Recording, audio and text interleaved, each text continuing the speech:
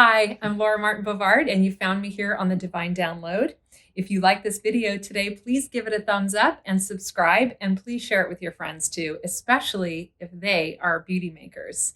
If you have found me, it's likely that you may be a beauty maker, as I am in my real life. I'm an interior designer, and I have a thriving interior design practice. So naturally, it is my inclination as I'm getting on in my years to want to share this information with younger designers and younger beauty makers so that you can bypass all the heartache, all the heartbreak, and all the stuff I went through to get to where I am now. If I can help you speed it up, that's my mission.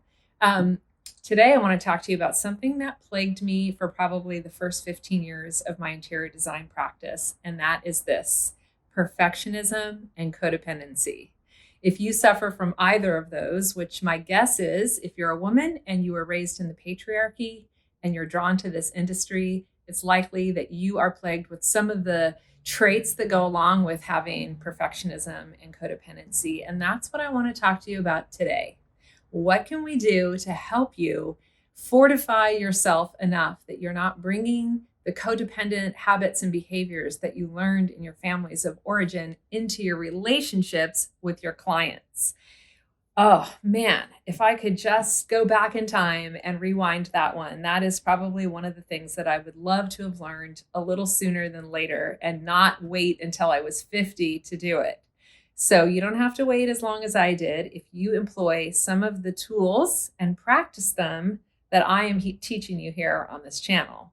So one of the things that I think it's important to watch out for and to be mindful of is that when we're brought up in the school system and in our families where the patriarchal concepts are bought as if that they're the end all be all, we often don't question certain things, like if you're taught over and over again that you have to ask for permission to go to the bathroom, ask for permission if you're allowed to do something, then it's likely that you're set up to even have to ask permission to do something as simple as raise your rates.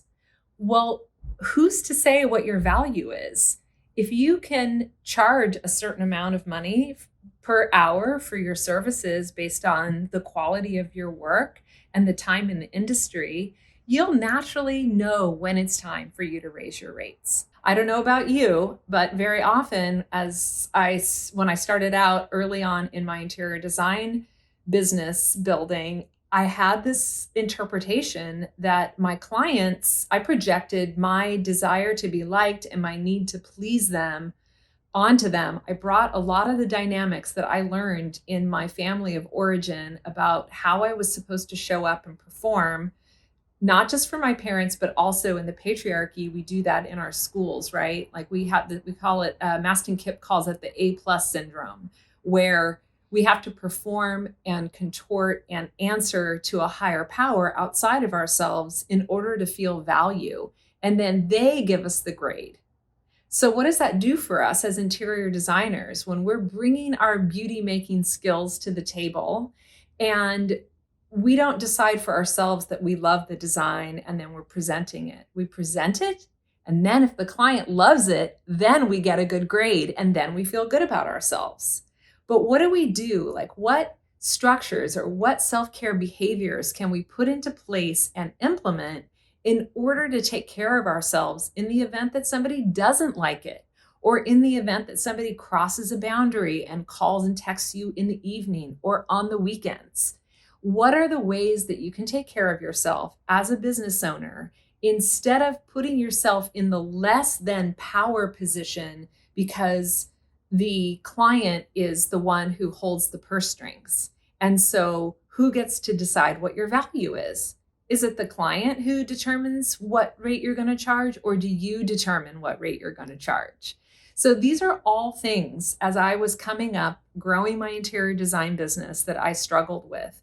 And what I want to offer to you is that if you can have some structures in place, self-care behaviors that you have already before you begin your relationship with any client, with any new client, or even with your current ones, to know that you're the one who gets to decide. You are your own authority.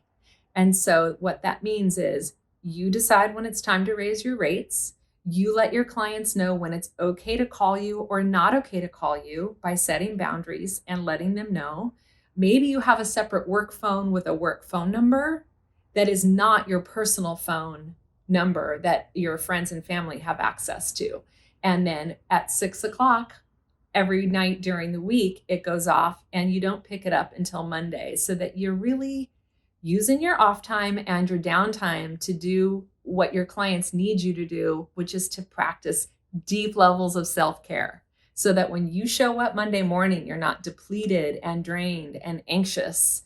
You're showing up totally full, totally refreshed. You've really dove into your spiritual practices over the weekend, so that when you show up for them, you're giving them your full self and you're charging a quality rate to reflect the quality of your beingness. Something that I used to do all the time, and I still catch myself doing this. Ladies and gentlemen, please do not preemptively discount things without being asked. You do not need to do that emotional labor for your clients. Here's what I want to offer you. If you are preemptively giving discounts or lowering your rates to people even before they ask, that is an issue for you to resolve within you. I just want to say this to you. Please don't do that. I did it for years. It cost me so much self-respect, and it cost me, I think, the respect probably of some of my clients potentially, when I over offered or over discounted things because I made up a story that would make them like me more, or that they would think I was being generous. But that's not what the outcome was. The outcome was I felt like I was giving myself away, and then I ended up feeling resentful. So thank you for following along on the journey of how to grow an interior design business and have a life that is spiritually gratifying, fulfilling, and soulful. As you know, if you've been following me for any time at all, I really believe that we cannot separate these two parts of ourselves. And so my hope is to help you integrate your whole self, your whole being into your beauty making business, so that when you show up, it's fun for you and that you're really in alignment with your nature and there's no incongruence between your personal self and your business self. I will say that early on in this business, I really stuck with this whole idea of being of the patriarchy. So I would go to work in my like little black pants and my little black shirt, and then I would go home and feel like, who is this person? Now I roll out of bed and I come to work in a way that feels so authentic to me that when I go home, I don't even feel like changing, because it's the same self that went to work as the person who came home from work. So the more you can merge those two beings and the more you can show up whole, the faster your business will grow, the more energy rich you will feel, and the better quality your designs and your services are for your clients. So that's what I'm here to teach you. If you like this video, please give it a thumbs up. Also, make sure that you subscribe and share it with your other interior designer or beauty maker friends. It's my pleasure to teach you and to help you grow and bypass all the mistakes I made along the journey. And I'm happy that you're coming along with me.